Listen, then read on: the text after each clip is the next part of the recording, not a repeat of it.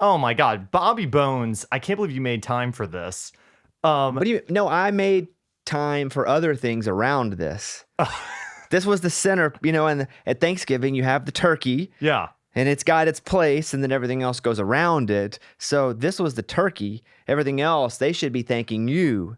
He's an absolute charmer. He knows exactly the right things to say to make me feel good. By the way, have you ever considered round glasses? Because I've been wearing square glasses like this since I was like in 10th grade when I started wearing glasses. Do you ever wish you could wear round glasses? Because I don't think I can pull them off. For me, I started to wear these glasses when this style. Well, my vision is terrible. I don't know what yours is, but my right eye doesn't work at all. It's got like I've heard that 3 to 5% vision, right? My left eye is pretty nearsighted now, but I'm also really colorblind. So it all sucks from like the nose up. It's a struggle. And so when my vision was really bad when I was young, I wore a patch and got pounded a little bit. And I was like, I ain't wearing a patch anymore. So I wore glasses for a little bit. And then I was like, my left eye was still pretty good. And the doctor was like, you need to cover your right eye though. Okay. But I didn't. I didn't wear glasses at all for a while.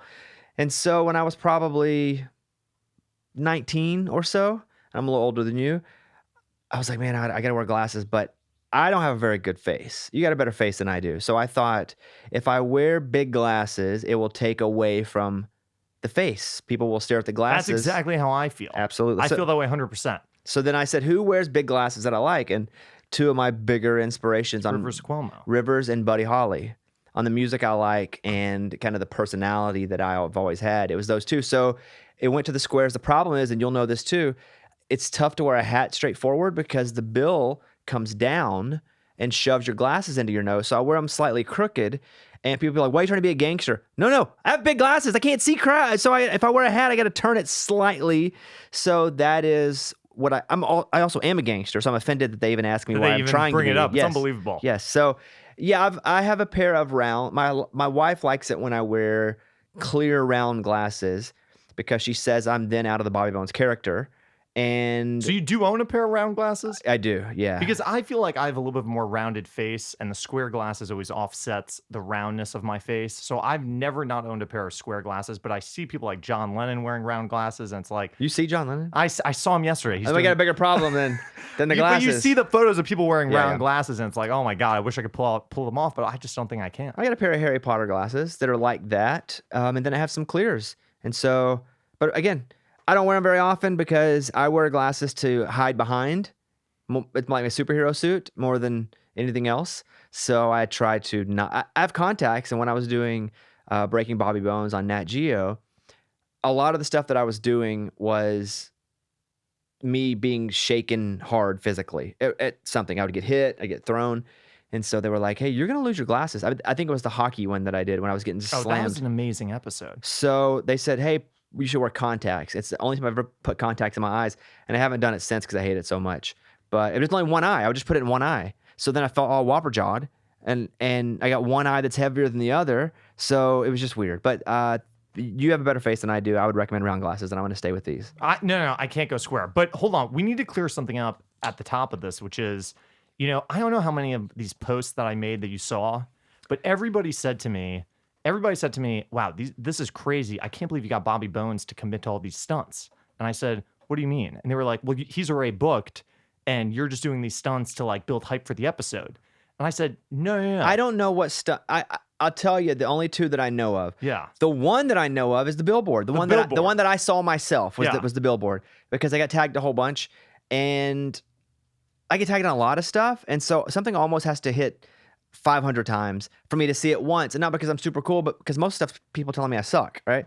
So I did see it, and I was like, oh, that's cool. And my buddy Mike, who is also, he produces a lot of stuff for me, writes with me. He was like, hey, you see the billboard? Because he knows too what is going to affect me, good or bad, because we're so close. And he was like, you should look at the billboard thing. And I was like, I just saw it. And he goes, and I knew when you saw it, you'd be like, yeah, let's do it. So that's the only one I really saw. But this morning, oddly enough, because my wife doesn't know anything about this, my wife at like 4:00 this morning, she rolled over and goes, because I get up, butt crack early. And she goes, hey, on TikTok, I just saw somebody bought a cameo from Carly Pierce asking you to be on a podcast. And I said, oh, I didn't know about that one. She goes, yeah. I said, oh, I'm doing that podcast today, so that must be an older one. So the one I saw, but two I know about.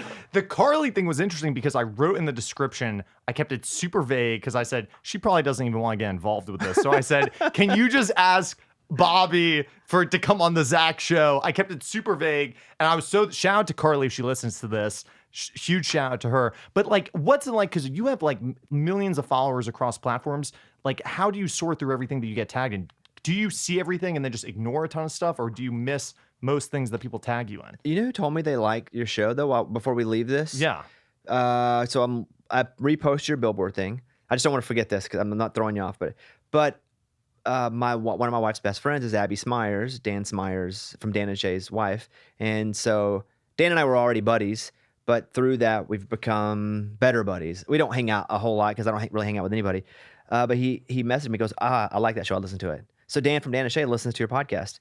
You know, Dan's DM'd me about this. He DM'd me out of the blue and he said, man, I love the show. Like, keep up the good work. And I wrote back to him. I said, oh my God, like that means so much. Thank you. Anytime you want to come on, open invitation. He never wrote back to me. You can never open invitation to anybody. It's the same way as saying, hey, you should come over to the house sometime. Just let me know. If I said that to you, and we were C-level friends, meaning we saw each other occasionally, but we never like went to dinner or like we were never deliberate about spending a whole lot of time together. Or you'd never been to my house before. And I said, hey, Zak, man, open invitation, man, hit it up. You would never reach out to me and go, hey, I'd like to cash in on that open invitation. No, you're wrong. I 100% would. You wouldn't. I know you wouldn't. If it was you, I 100% would. Okay, well, it's just two random people, Zak.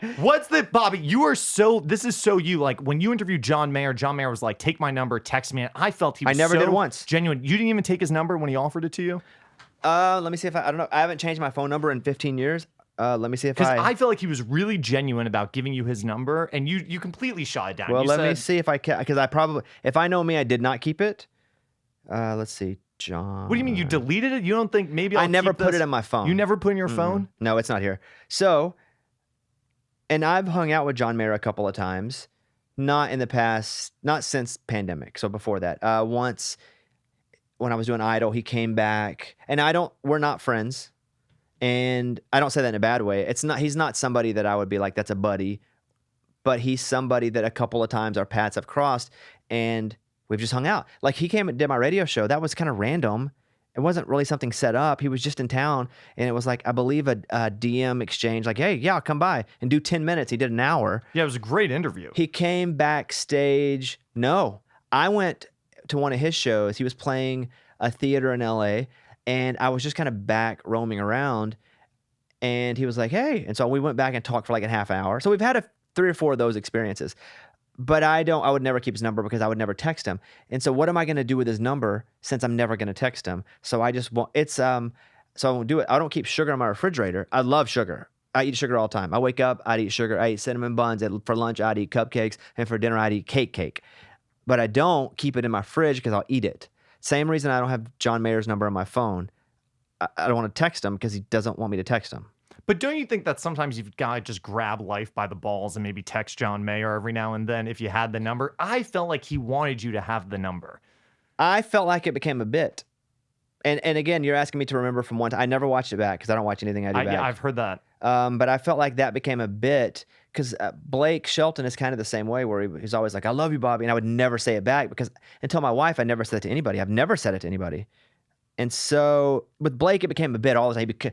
I'd see him somewhere. I went and stayed at his house one night in Oklahoma. He's like, I love you, man, before bed. And I was like, yeah, okay. So it was a bit. And I felt like the Mayer thing became a bit too. And I like John. And that was a really cool interview from what I remember, because I felt like we kind of went somewhere organically that I don't normally get to go with certain folks. But no, I would never text him. I don't have his number anymore. You always talk about like your humor is very self-deprecating, and I think you're pretty open about like how you have OCD and you know all these things. Did you think that when you made it, were you surprised that maybe some of those things didn't go away, or did you think that some of those things were going to go away? That's a great question, because I thought once I get to a point where I'm successful that I don't have to worry about paying my water bill, or I get a pretty girl to like me, I'll be hot and rich, and that's how I feel about it. But you kind of never feel differently than how you've been wired. There are times where I feel better looking now because my wife's like, dang, you look really good in this type of thing. Like she's really instilled a confidence in me, but I still know at my core who I am, right? And who I'm always going to see myself to be. And so the self-deprecating stuff is me just cutting somebody off before they can make fun of me when I'm 13. That's what that is. It's me. I think that's how I developed a sort of sense of humor. It was, I know I'm about to get made fun of or about to get beat up, so let me do it first. It's very 8 Mile. At the end of 8 Mile, when Eminem was like, all right, Clarence's parents have a happy marriage, and then he starts, and he goes in on himself, and then Clarence can't do anything back because Eminem's already trashed himself so much. So I think that is where it came from. I obviously, as a kid, was pretty good at it, and then felt it all the way through probably on mid-30s. It's probably 28% lighter than it was, but there is still an extremely insecure person here. It doesn't matter how momentarily famous you get or how successful, how much money you have. That party never really leaves. Do you still have this voice in your head that says, when I book that next TV show or that next thing, I'll become even more confident? And then do you get to that milestone, you're surprised that you feel exactly the same? Or does it have an effect? That's a good question. I struggle with accomplishments, period. I always have thought, when I get this or when I get to do this, it's going to be different. But I had a few of those and it didn't change me. So now I don't feel that way at all. But I did think that for a long time. It's like, hey, whenever I get my own show, I'm gonna be so secure in like my place in radio or my place in television. And then you get it and nothing really changes. And so after a few of those things happen, you go, oh yeah, nobody really cares. And nothing really changes. So you kind of got to work on yourself and in therapy or, in the way that you choose to do it in a healthy way. But no, nothing changes. I mean, I guess my internal culture has changed a little bit because the culture takes a long time to change. And I think my wife is a part of that. I think having success for an extended period of time in radio has made me feel like, okay, I'm pretty good. And I should feel like if I were outside looking in and I looked at what I've been able to do, I would go, God dang, that's one of the greatest to ever do it. At the amount of stations, at the revenue, at the way that I built my own company when no one else believed in it. But I don't feel that way. I now am to the point where I'm like, okay, you're pretty good. And so, but that's how, and I also think that's part of the reason though I keep working so hard. And maybe one day I'll just be like, yeah, I rock, and then get lazy. I don't know. But I don't see that happening anytime soon. They say that sometimes when men get married, like they let their appearance go or they get lazy or whatever, you still look fantastic. Have you noticed that at all though? Like did you start to pump the brakes a tiny bit, even though it still feels like you're going a mile a minute? Or is that, is that stat BS?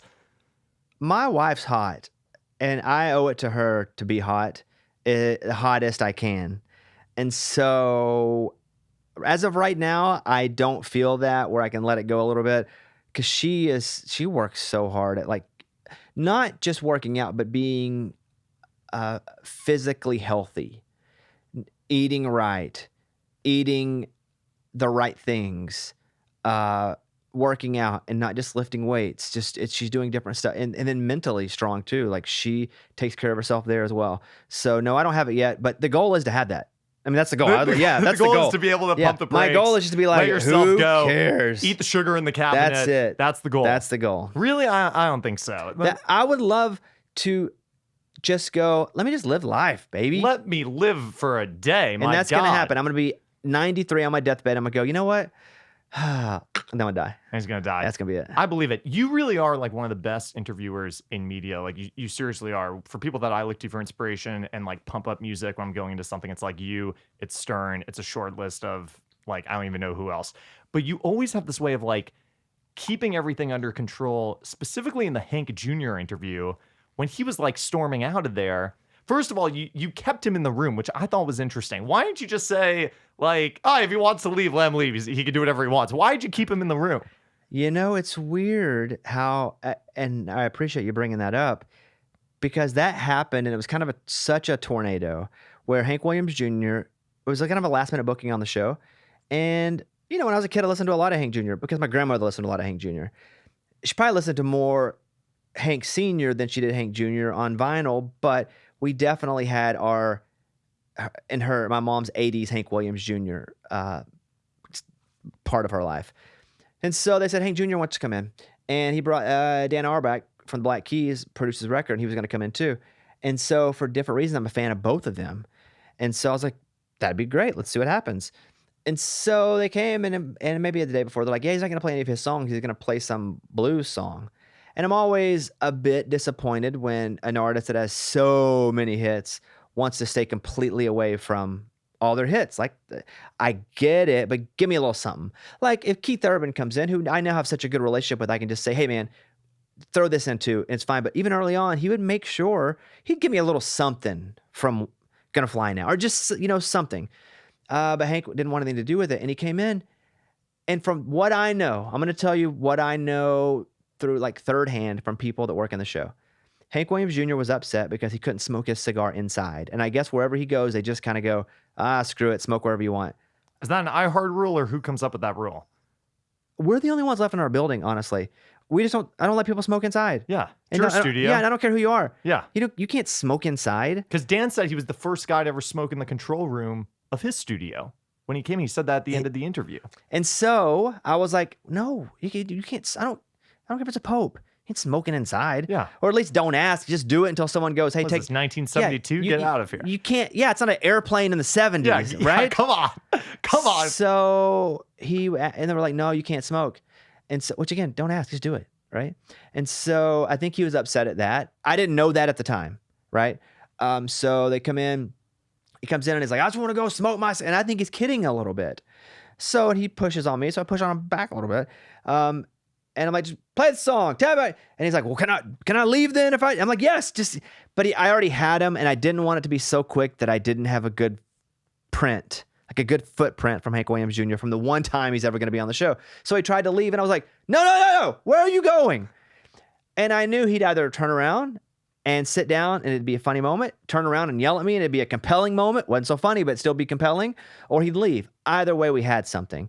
And so it was just me kind of grasping, knowing that regardless of what happened from me battling Hank Williams Jr., it was going to be an entertaining segment. Now, that being said, he stayed, he played the song, he gave me a couple good things about his dad. It was fine.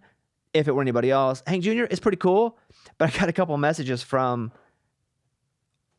prominent artists, one country, one not, and they were like, yeah, he's just kind of a dick. And they're like, he's just an old guy that's got his way forever, and he's famous, so you just kind of expect it. He's kind of a dick. And I was like, yeah, I get it. And so that was it. And it was fine, and it was good. And I never thought much about it until people started texting me about it, like, whoa, the Hank stuff. And then a couple were like, yeah, he's tough. And I was like, yeah, I'd be tough too if I was like 70 and didn't need to do this crap. Fell 400 feet. Yeah, the whole thing. So like, I understood it. Like, I was like, oh, I get it. Okay, cool. Yeah. So it was fun, and it was fine. And we're talking about it now. So I guess, yeah, again, it was pretty compelling. I heard you say a long time ago that for like interviews on the Bobby Cast, you basically never prep because you like to go in and extract not things. True. Is that not true? Because you said that once. No, not never prep. I don't ever sit down and read. Okay, so I guess it's the definition of preparing. I know things. And I will make sure to know things, and I will make sure to have beats to go off of. But I don't have, at this point, all the information about their projects and stuff to go to ready in case I need to go to it. Now, I can have it on an iPad sitting here beside me, but I try my hardest, and I'm only probably 50% successful at this. I try my hardest to not have to go to it until the very, very end. Because if I can just keep it going organically, I feel like that's a win. Now, I will go to it at the very end because, especially to promote a project, because I don't want to screw that up. The reason that they're here is something that they want to put out to the world. They ain't just coming by because it's fun. And it might be fun sometimes, and sometimes it's not. But, so no, it's not prep, but I don't read and prepare a list of things to go down. What I do is, if you walked in right now, and I was like, dang, black on black today, huh? So in the music industry dress code. Right, I'd be like, in the summertime, you're wearing black. Like, what is the deal with you? I always, and if you listen to these, for the most of them, I will just find something they're wearing or something they drove up in or something so small and kind of launch it off that and know what I want to get to. And sometimes that path is a big squiggly line. Sometimes I get right there depending on what they're giving me. And some days I'm just not a very good interviewer because I'm tired. You never know. But never prep, no. Do I sit and look at prep the whole time? No. But I feel like I used to. But at this point, I have enough confidence in listening that I don't feel like I got to be loaded up with the next question always. Is that because I feel like I've listened to a million interviews from tons of different people. I only know my prep process. Like, I'm always fascinated with what other people do, but like in terms of people like yourself who are like, main interviewers, like I have no idea what someone like you would do to prep for an interview. I just know what I do. But you're kind of explaining it. Of course, you look at Wikipedia. That's what everybody does first, and I'm part of that. I just want to make sure I didn't miss any of the broad strokes. Yeah. And so something else I'll do is, like, let's say you were coming over, I'd type in, all right, Zak scandal, enter. Just see what pops up from that. Yeah. Zak girlfriend, wife, boom. Lawsuit. Zak's lawsuit. So I look at that type of stuff to make sure that either I don't miss it or I don't hit it, depending on what, because I don't want to accidentally walk into something that I have no interest in talking about anyway. And sometimes I'll go after things if I think it's interesting, that's, we'll call it scandalous. But sometimes I'm like, I think that would not be good for the interview, what I want to get to even get near that, because people will clam up if they feel like you're walking them towards something. And so I'll also look up and learn information as to what not to talk about. But the key is, and you know this because you're actually really good at this, you're better than I am for where you are right now, because I was just terrible until recently when I was like, screw it, I'm just going to listen. The key is just having confidence that you can listen to an answer and then go, yes, and, like improv. Yes, and. Right.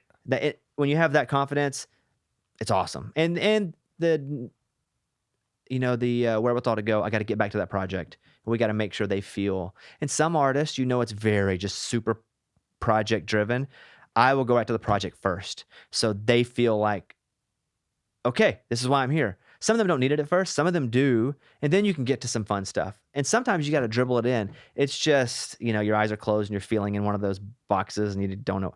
That's what every interview is. Yeah, right. So speaking of the project, by the way, I love the new children's book. Thanks. Here's what I want to. By the way, I'm not here to promote a project. No, but we're going to talk about the project because I've always wanted to write a children's book, and what I want to know about the children's book, which I think is fantastic, very well illustrated, great message, great story. Is this the kind of thing that you wrote in? This is a brilliant book, but I could picture you writing this in an afternoon, or I could picture you slaving over this for weeks. This is like Body Like a Back Road. Like, that's such a simple song. And when you talk to them, they say it took them forever to write it. Well, because Sam rewrites. Yeah. And then rewrites. And then we'll 4 weeks later pick it up and rewrite it again, right?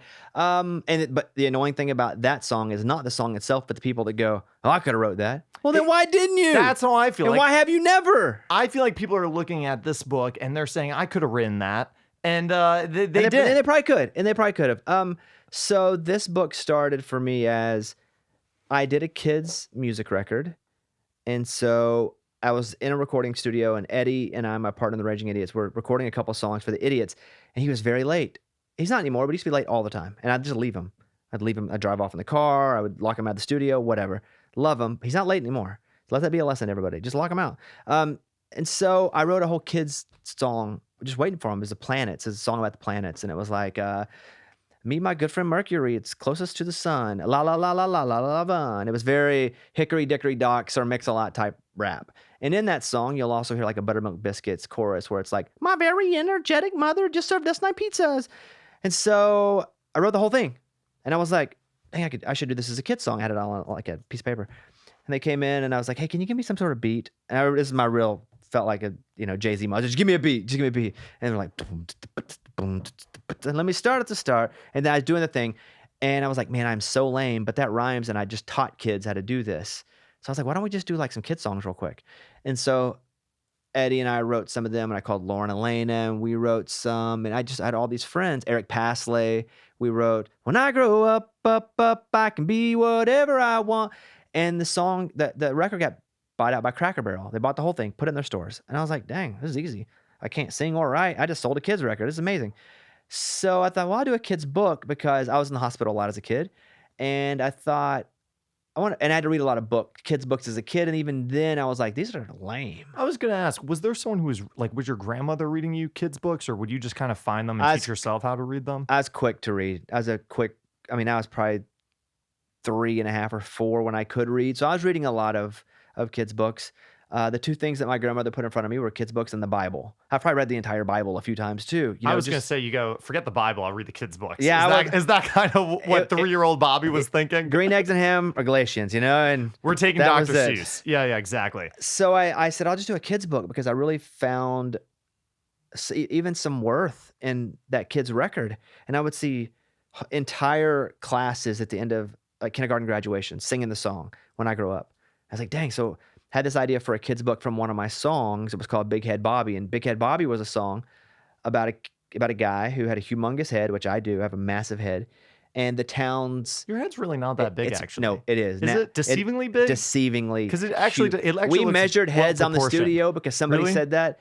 Oh yeah, I got two things to tell you. Is it the back of that? Because it looks it's all of it. What? I'm telling you. And so we measured, and the show was shocked when they measured my head. And secondly, I told my wife the other night. I don't know where it came up, but I was talking about one of the first things I remember from her. And she goes, I remember about you. You were wearing tight clothes and you had a huge head. And I was like, what? That's one of your first memories of me? Yeah, she was like, so. Yeah, it's a big head. So I had this big head, and I have this song, and the song was about, even though people may make fun of you for it, that thing may be the most awesome thing about you. And so the dam's busting in this town, and this is the story of Big Head Bobby. He was the kid with the big old head, and he saves the town because the dam he puts his head in it and saves the town, right? And then they all love him for the same reason they all made fun of him. No, it's a beautiful message. So I wrote this Big Head Bobby kids book, and I pitched it 9-10 places all over New York. People had meetings with me. Nobody wanted the book. Hey, why do you need a publishing deal for a book? It seems like your platform's big enough. Distribution, make just to get into like Barnes and Nobles. Yeah, my platform's big enough, but I don't want to spend any money on a book, and even then I'm going to be selling it from my house. Yeah. So it's really for the distro. Everything is distribution now. There are great TV shows that are never seen because it's not on a platform. That's the thing. You read Lefsetz, right? You read Bob Lefsetz? Because yeah. Lefsetz always says content is not king, distribution's king. And great content with great distribution, the freaking ruler. Yeah. So for me, that was it. I pitched to all these companies. Nope. Last company I talked to was HarperCollins, big book publisher. At the time, I didn't know the difference, but big fancy boardroom. So I thought they probably have a lot of money. And they said no too. And I was leaving, and they said, hey, would you come back tomorrow? But I was in New York, and I was flying out immediately after that. I don't want to tell them I was leaving. I was like, yeah, of course, I'll come back tomorrow. I'm here all week. I'm out. Yeah. I'm actually in the hotel right next to this building. Yeah. And so I said, yeah. So I went back the next day, and they said, hey, we don't want a kid's book from you. The market's oversaturated. You're not famous enough. Like, people were very honest with me. And they said, but we're reading about your story. Would you tell us a little bit about your life? And I was like, yeah, sure. I'll make this very short.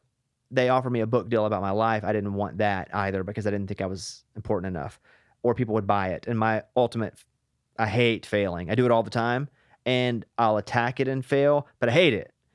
And so I was like, this is for sure going to be a failure. So I said, I will not take the book deal, but let me write. I don't even know how to write a book. Like, I have a degree in writing, but not a book. And so I said, let me write you 30,000 words, since 60,000 is what the book was, what they wanted it to be. And I just wrote essays about my life. Good, bad, ugly, terrible. Some never made it. Some were expanded upon. And they said, all right, we like it. Let's finish it. And I was like, what? And so I wrote the other 30,000. So bam, bam, that book, bestseller for 4 weeks or so. I write a second book. Don't want to write a second book. I do a TED Talk called Winning by Losing. I said, how about that one? I said, okay, fine. Wrote that one. Felt good about it. Bam, bam, bestseller for 2 weeks or so. And then it was, what do you want to do next? I want to do a kid's book. Oh, of course, a great idea. Why'd you never tell us this before? Well, I did tell it to you before, but you didn't listen. So what happened was that kid's book came from me wanting to do a kid's book, being told no, and then getting to a point where they almost couldn't deny it. And it's the same message with me. I think it can be irritating that I have a very central message, but I'm one person. I mean, that is my message. You don't have to listen to it all the time, but I have a very central message, which is you don't got to be cool to be cool. You can be completely different. You can be pounded on. You can not, it doesn't, but there's something about you that's awesome. You just got to find it. You may find it when you're 9. You may find it when you're 49. But that was the basis of the kids' book too. But I used my dog Stanley. So Big Head Bobby's still in the book. Yeah, right. He's not the main character. I wanted him to be, but so I used Stanley, and so Stanley is different than all the other dogs. And he goes to school, and the other dogs are like, "You're not cool like us. You're not la la la." But he finds a way saves the cat. Saves the cat. The cat falls and he's a big fat dog. Not to give away the ending. Yeah, spoiler. Who's Lunchbox ruined it for his kids on the show? Was it Eddie or Lunchbox? I think it was Amy. She spoils everything. She spoiled the ending for the kids. Yeah. So, but that's where the message and the book came from, and the book it did wonderfully. And again, I'm always surprised. I'm always surprised. I would be like, it's just never expected, and I'm always surprised. Wait, so how long did it take to write the book? Well, both. It took an hour, and then this word, you can't use this word because I had to learn words like wobbly, gobbly, and dobbly, and which words were more textured for children. Because I thought I wrote it with words textured for children. And at times my words were too young, and at times my words were too normal. And so that's where the rewriting Who's giving came you? from. Is it HarperCollins that's giving you that feedback? Editor, yeah. Yeah. And so, yeah, that was the process, me fixing little things and being like, maybe the story shouldn't go here as quick. Maybe we need to find German Shepherds, picking the poodles to be snooty. A lot of that went into it too, where it's not writing, but it's like what dogs are saying what. And so, yes, I didn't build a rocket. I mean, I'm not Elon Musk, and it's not, my stepdad worked at a sawmill. I didn't do that. But it took more time than you would think. But the initial story was an hour. But yeah. I think kids are going to go around the playground calling each other, Coolio Drulio. I think that's going to stick. Big shout out to Coolio, the 90s rapper, too, in that. Coolio, the 90s rapper. And Captain Caucasian's Bobby's alter ego as a rapper. I heard you say on an interview once that, it's easy to be good at radio, but we're good at being on radio. I think you've said that, right? What does that mean? That we're not very good at radio. You're not very good at radio. In what is, in a traditional sense, good radio. We don't hit our clocks at the right time. We don't do our commercials in the right length. I don't speak well. I speak too fast. Sometimes it's almost inaudible. My co-hosts have never been on but I don't have a good voice. So it's the things that, and this is becoming a little more normal today because I consider radio at this point anything that you can hear. Like, we're all fighting for ears at this point. If you're a podcast or radio, like, it's all the same. And so 10 years ago, we were such a weirdo show. We sounded like nothing else. We were unlike any other show. But what's cool is now with podcasts, there's just a lot of normal folks doing normal people things. So we're like, yeah, that's what we've been doing for a long time. Awesome. We don't get attacked as much now. But yeah, we don't do traditional radio very well. I'll go over tops of hours. I'll stay long. All of that they teach you, we don't do right. But I think my group that have all been my friends for a long time, we do good radio because we're not trying to do radio. And at times, I think it can be very compelling if it's super funny or it's super sad or it's super real or just super anything, getting any emotion at all.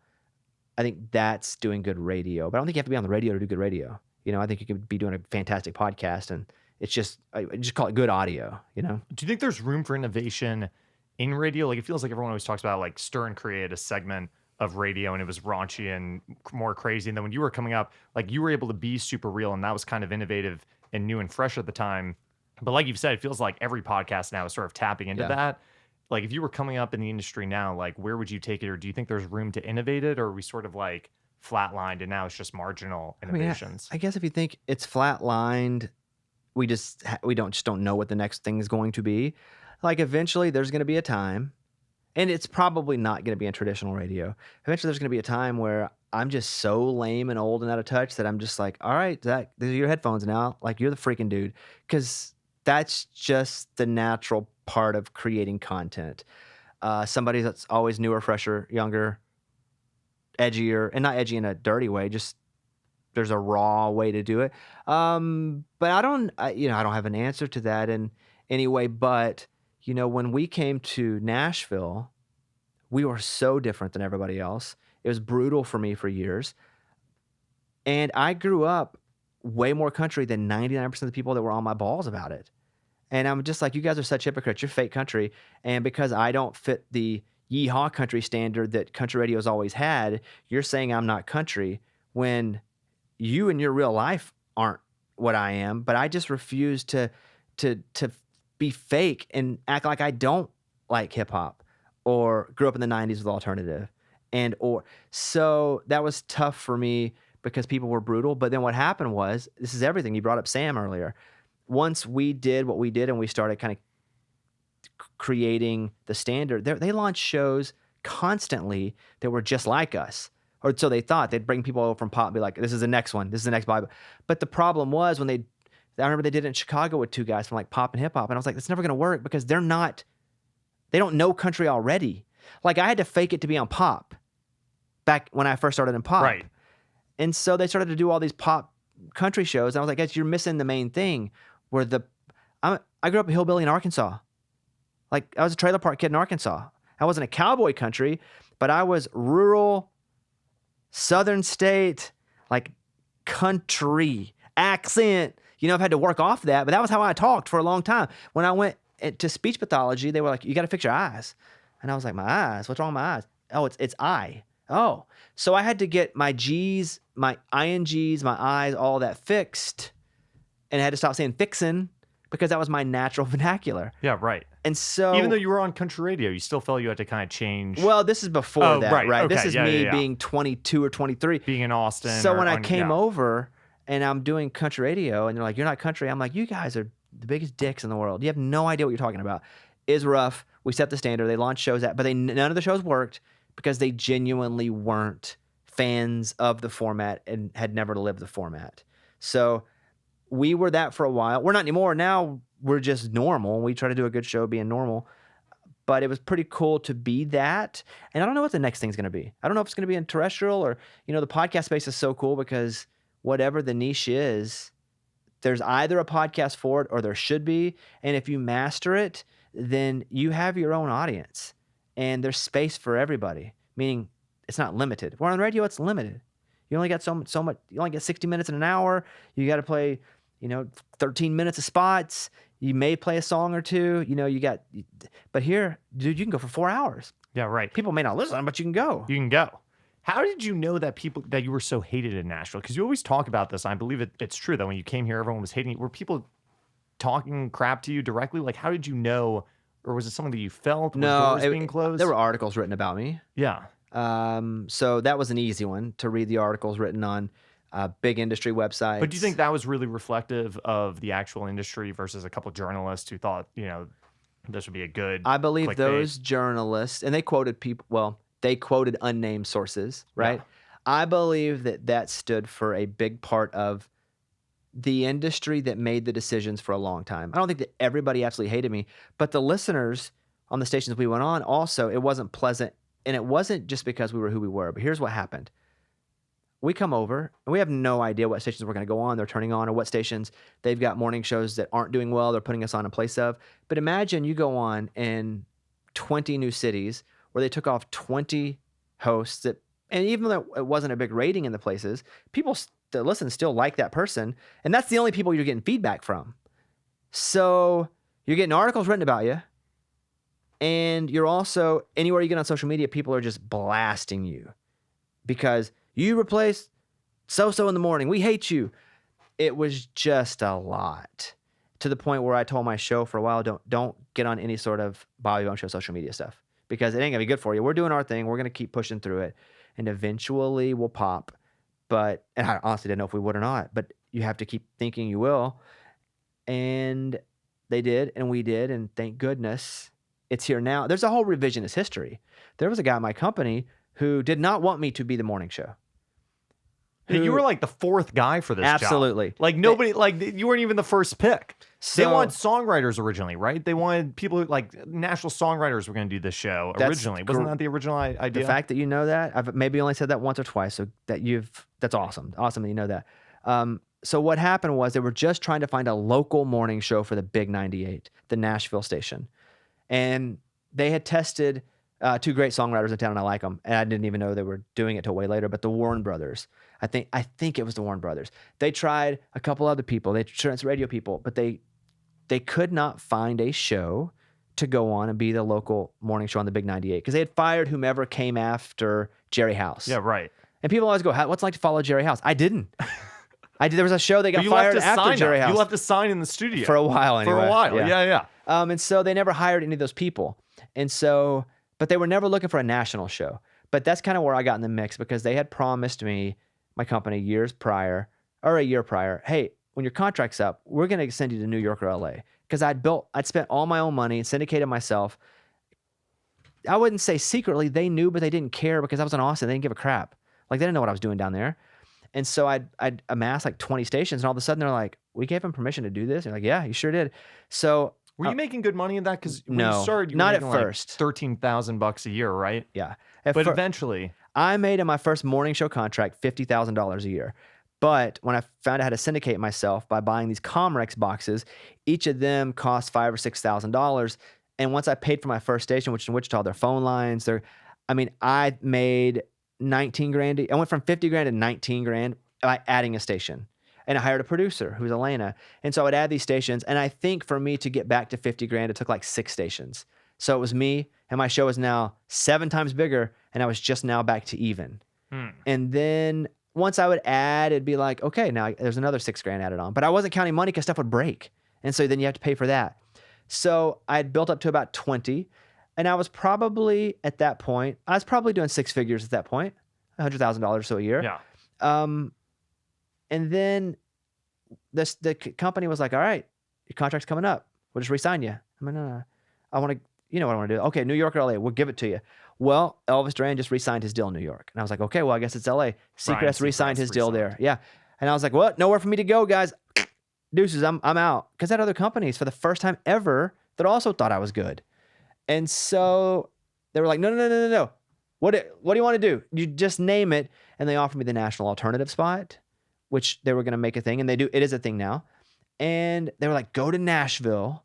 And so I went to Nashville, and they were like, hey, why don't you come here? And I was like, but there's never been a national. So we kind of figured out how to do this national show here that had never been done. And that's what happened. So they had offered it and had 3 or 4 guys in mind on the local show, but there was never an idea of a national show until they felt like I was going to leave. And they were like, oh my God, let's figure something out. So then they said, hey, come do the national show. And I think it was like 30 cities or so. Now it's like 200, which is pretty cool. And then that was it. And so I was always the third or fourth guy they had imagined in this country role. But there was a guy that worked at the company who I like now, and we're fine. But he did not. He fought tooth and nail about me coming in to do this show. But now he's like, oh yeah, I was a big part of getting him here. And it's like, no, you weren't. Get out. No, you weren't. Shut up. But yes, there's a lot of revisionist history at this point. There's something very brilliant about the simplicity of the show, and also how I feel like you've been doing the same bits forever, but I can still listen and it doesn't feel stale at all. But do you get is that? It does to me sometimes. I was going to ask the benchmarks. The benchmarks that we do all the time, have just probably tell me something good. Researched so well. Yeah. That the company's like, you're getting massive ratings on this, so we don't know why you would stop doing it. And what's cool is they really don't push me a lot to do anything specific. To the good or the bad, I never really had anyone to guide me through how to do radio because nobody cared enough. So I kind of figured out how I did it. Luckily, it caught a little bit, and I started to get some ratings. And then when I started to get ratings and nobody cared, everybody thought, well, we should leave him alone because this is how he got here. So having no support actually ended up being my greatest strength, because I figured out an odd way to do it. And once I started to have success, people thought, we can't mess with it because he's kind of got it going here. And that's still mostly a thing. We'll have research meetings and they'll go, the Friday morning dance party crushes. And they're like, we have some station managers that hate that you're playing Biggie on a country station or Weezer inside of a mix. And I don't have a DJ mix it. I had to do it and it's terrible sounding. It's like I have 2 tape decks. That's kind of what I love about it, though. Well, that's what and I was like, man, people have to be so annoyed by the fact that I'm kind of messing it up. And they're like, no, it just feels like you're actually doing it. I was like, great, but tell me something good. I was in Austin 15 years ago. We did that segment at 5 a.m. It started to get slight research. Then they would make other shows do it. Then once we got here, they started making everybody do that segment because it was researching and we didn't invent good news. But what we invented is really highlighting it consistently and often and making it a big part of who we were. So there are so many shows that do that segment. And we talked about Ryan earlier, just to give him just a bit of respect. He actually called and said, hey, they said, hey, we need to do this. I need to do this segment. I want to do Tell Me Something Good, but I want to call it that. Are you okay with that? I want to do your segment, but I just want to ask permission. And I was like, are you kidding me? Dude, you could just call and have me fired and say you invented it. And so he does Tell Me Something Good the same way, but he was so cool about calling to go to Does he use the theme song? It's in a clip, yeah. He uses the clip? Yeah. So super cool of him to do that. But yes, I do get tired of it because we do it 4 times a day, every single day. I think if you ate filet mignon 4 times a day, every single day, you got a massage 4 times a day, you'd be like, oh my goodness. So yes, it does get a bit tiring with that. But on the other side of things, we can kind of do whatever we want. And so, with artists, we would get this research back in that, especially when radio changed their metrics on how they measured. Instead of in some cities, you still write it in a book, and some it's monitored and it's picked up through a little box. And so they would get the research and go, yeah, for bigger markets, interviews, they don't do well with normal shows. And I'd be like, they say, however, when you do yours, it's a bit different because people don't feel like, this is radio only, not like a extended podcast. They don't feel like a star is in and you're like, oh my goodness, we're so lucky to have you. They said they feel like it's 2 peers talking because a lot of times you've been on the road with them. At one point, maybe they opened for you or you did or they said it's a different dynamic. So they let me continue that, which was kind of brave on their part. And again, I'm just lucky that I had no resources early on and had to learn to do it the really hard way because it just made the easy way so much easier. Yeah, when you finally figured it out. Yeah, when you got it and you did it your own way, people don't question the way you did it because they can't understand it. They didn't think of it this way.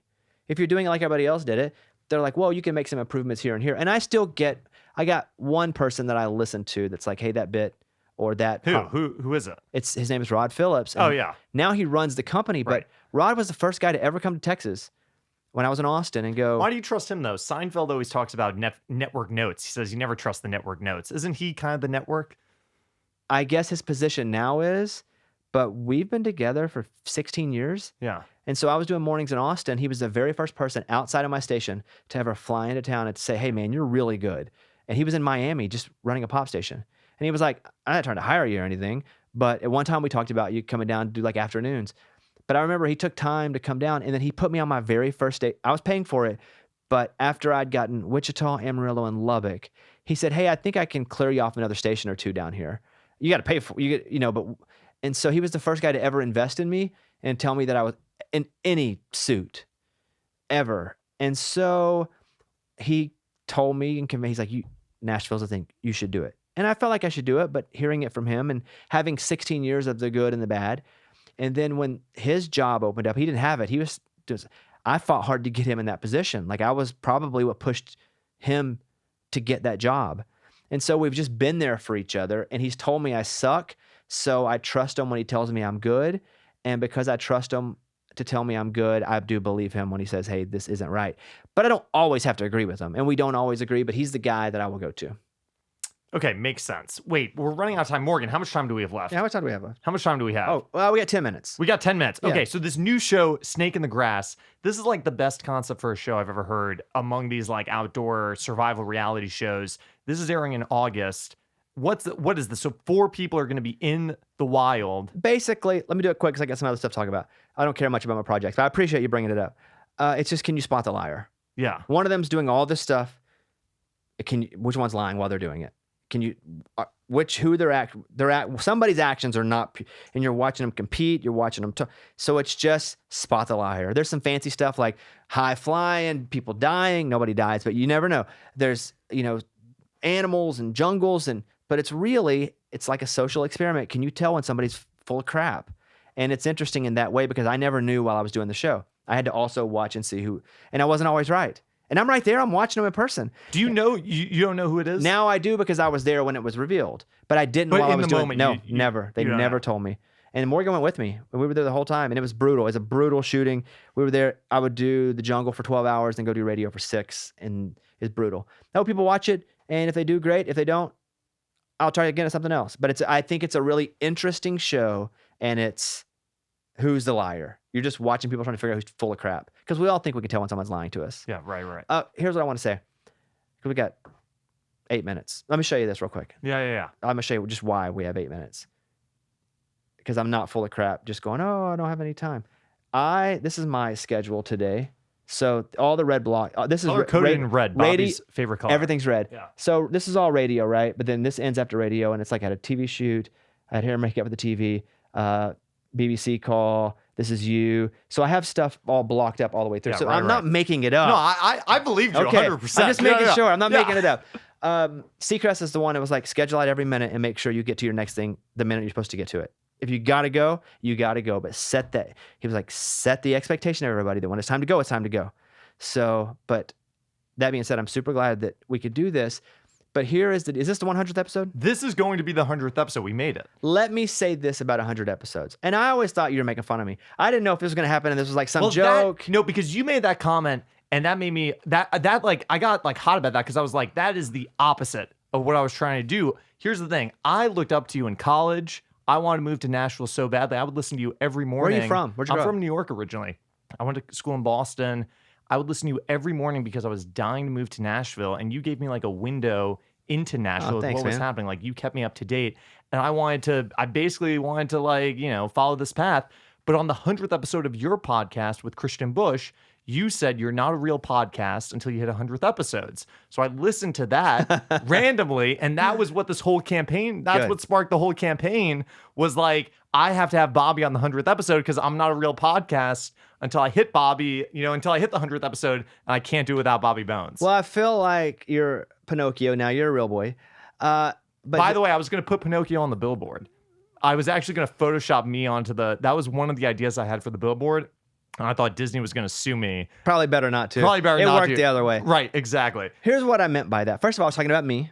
It was my 100th episode, and I was like, I did not feel like I was a podcast until I was 100 episodes in. Secondly, working with buyers of podcasts all the time now, they want shows that they know if they buy are not just going to dissipate in 15 more episodes. So from the agencies that I work with, one of the things they'll look at is how many episodes they've done. Now, if they're wildly famous, maybe they're going to that podcast for a reason. If it's Johnny Depp doing a podcast, you don't go to that because he's got 500 episodes.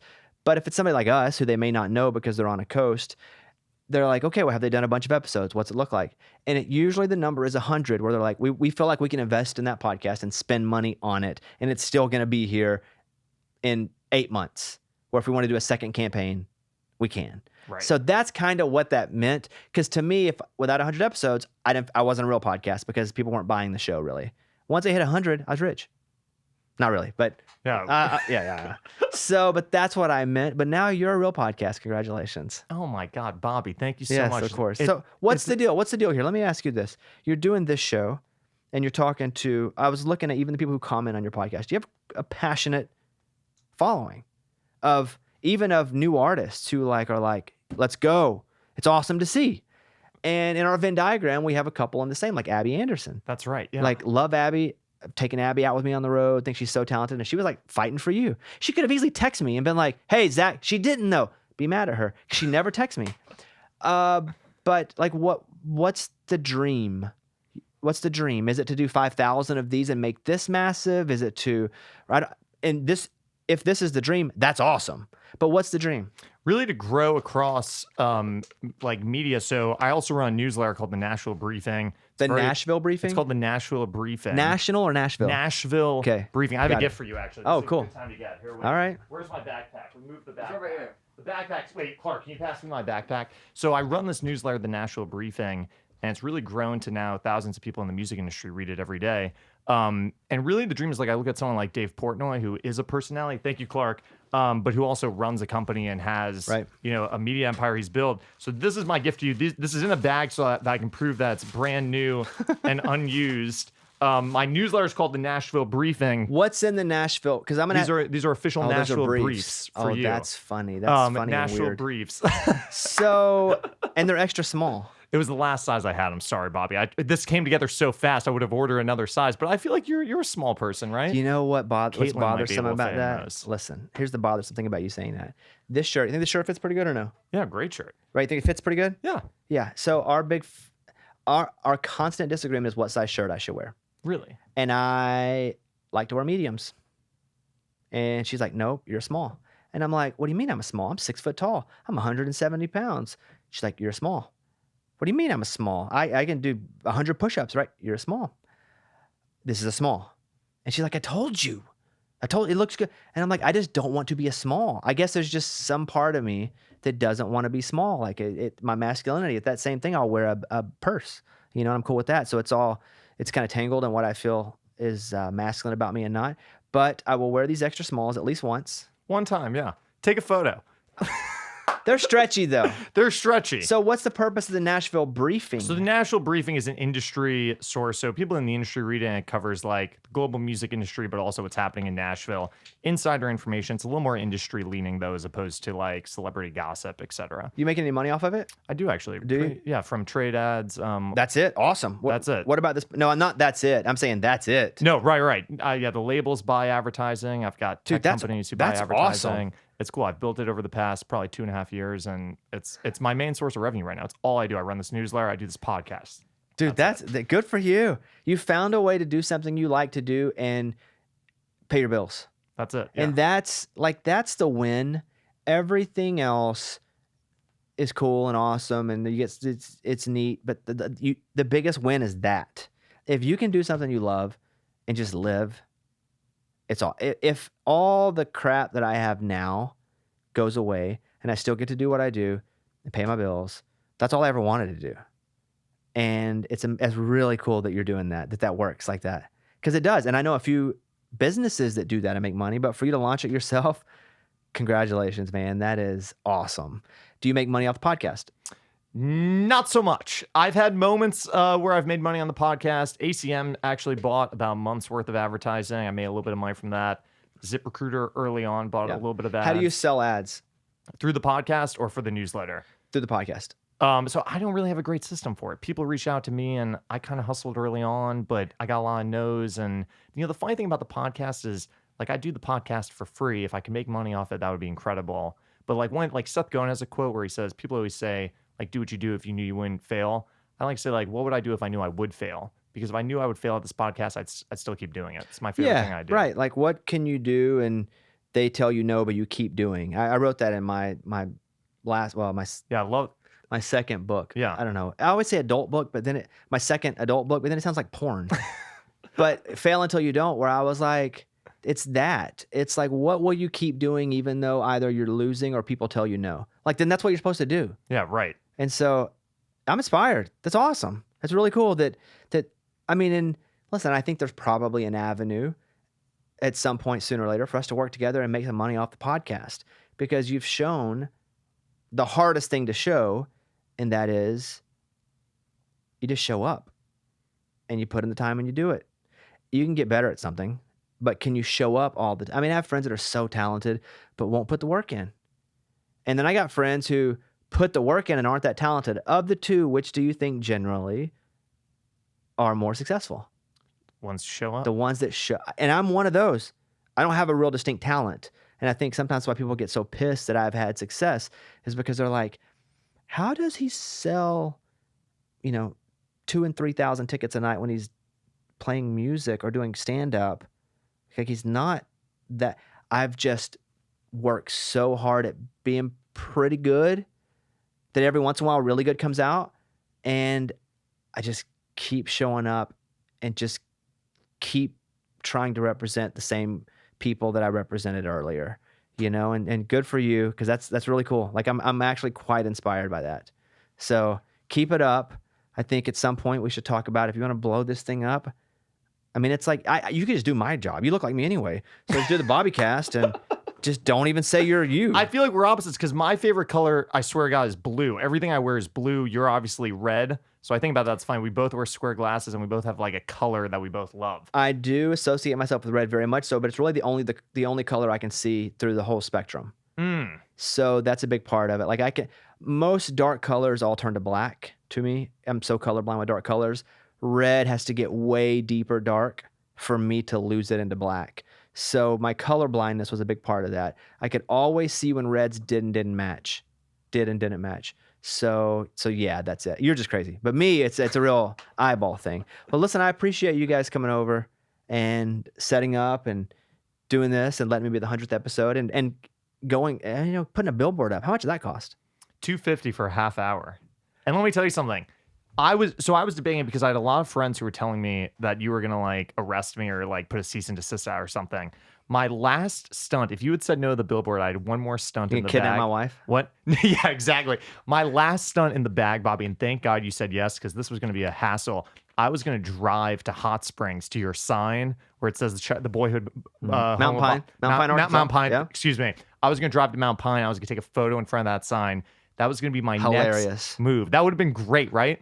One of my best friends said he's going to kill you. He's going to arrest you if you do that. I said, no freaking way. Somebody that has made his career of doing stuff like that would never get upset at something like that. That's what I thought. Yeah. I knew that was going to be the answer. That clip right there is for my friend because I'm going to play it for him and send he was wrong, basically. I think, listen, it's been a real treat to actually do that. You're really good at this. Thank you so much. Yeah, you're really good at this. So keep showing up, and you can do whatever you want to do as long as you keep showing up because you have it. Now, I mean, it took me longer than it's going to take you to kind of figure out how to do this. You kind of have already got it. But yeah, congratulations. Thank you for the 100th episode. And Bobby, the 200th, thank you. I'll tell you what, we can go ahead and schedule the 200th now. Great. Whenever you get there, I'll probably cancel by then. Did you see my sign? Just don't get canceled today when you came in? Was that on the no, I missed that. No, it's not outside the front of the house. He's like, is that it when you drive in? Was that a big billboard somewhere? You may see it on the way out. I've got a sign that says, don't get canceled today. Yeah, That's the only goal. I just don't want to get canceled. I'll have moments. I've had little flickers of almost being famous, and then I have times where nobody cares. And it's all the same to me at this point because fame is nothing. It's stupid. It's fleeting. And I was with a friend of mine who is actually pretty famous. And this just shows you what we know and feel about fame. And we're talking about, I've had some security issues in the past, some big ones. And he was like, it's got to be weird for you. I went to one of his shows, and the whole time I had people coming up to me and taking pictures. And he was like, I'm really sorry I put you on the edge, because he gave me tickets, free tickets to come to a show. He said, I'm really sorry I put you on the edge. I should have never done that. And he could see the people taking a picture with me the whole time. I wasn't mad about it. I shouldn't have sat on the edge. And that's my fault too. So, and I was happy to do it because I was in a place. And if I'm out in a place and I'm not eating, or I don't have any kids, but if I was with kids, other than that, I did this. Come say hello. If you like what I do, I'm so grateful for it. I owe you a picture. Now, don't grab me. I don't like that. But if you're like, hey, let's take a picture. I love it. So he saw it and it was like, what's it like being like capital F famous? And I'm like, what are you talking about?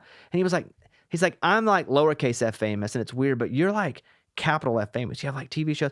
And I'm like, you're out of your mind. I said, I'm like Amos. Like, I don't even have an F fame.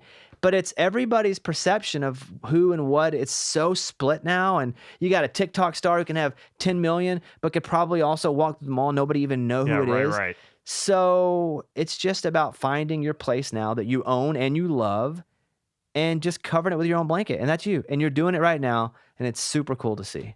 So thank you for having me. Bobby, thank you for coming on so last minute. We fit this in with 4 or 5 days. We got this scheduled. Thank you so much. 100 episodes. We're officially a real podcast now. We'll wrap it there. Bobby, can't thank you enough. Thank you very so much. much.